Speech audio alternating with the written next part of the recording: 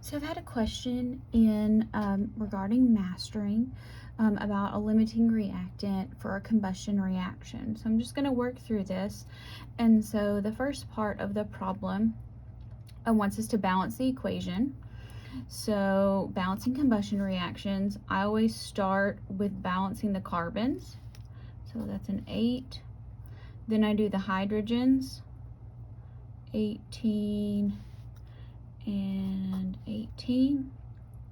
Now look at the oxygens. This is 16 and this is 9. So that's 25. So sometimes they'll tell you to do 25 over 2 and multiply it, but I don't really like to do that. I like to say, okay, look, there's an odd number. If there's an odd number of oxygens on either side, it's not going to work. Multiply the whole thing by 2. So that means this becomes 16 and this becomes 18. That's why we do this in pencil. And then, so that's 32 and 18, so that's 50. So we need 25. So you can have big numbers when it comes to combustion. Next, it wants to know what is part B. We want to know what is the limiting reactant. So the way that I do these, which may be different than how the hints tell you to do it, is start with what you're given, 0.360 moles of C8H18. And I just pick a product. Here in this case, since I already know what part C says, it says how many moles of water are produced. So I'm just going to use that as my product. You can really pick any of them. But so let me go ahead and use my balanced equation. So I know that 2 moles of octane gives 18 moles of water. All right, so we're going to do that, and we're going to get an answer. So 0.360 times 18 and divide by 2. So 3.24.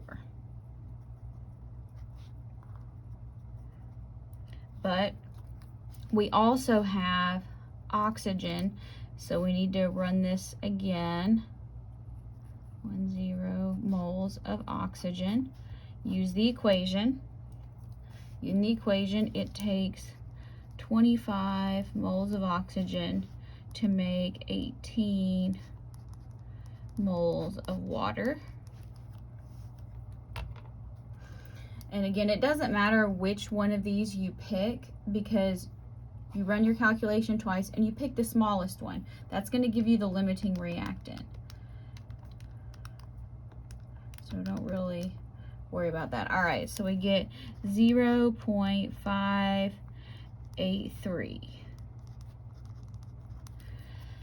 So that tells us that oxygen is the limiting reactant. And for part C, we pick the smallest one. So 0.583 moles of water. Okay, that would be also known as the theoretical yield. That's not how the question refers to, but that's what it is. Now part D, we want to know how much octane is left after the reaction. All right, so what we need to do is we need to see, when we use this amount of oxygen, how much octane do we use? So the way to do this is start with your limiting reactant, which is oxygen, and how much octane do we use here? So we know that 25 moles of octane, or of oxygen, requires 2 moles of octane. So 0.810, whoa, not 18, 810 times 2 divided by 25. so we get 0.0648 moles of octane used. That's how much we use. Now we need to subtract. So 0.360 moles minus 0.0648 moles here. So let's subtract that. 0.360 divided by, not divided by, subtract 0.360 minus 0.0648.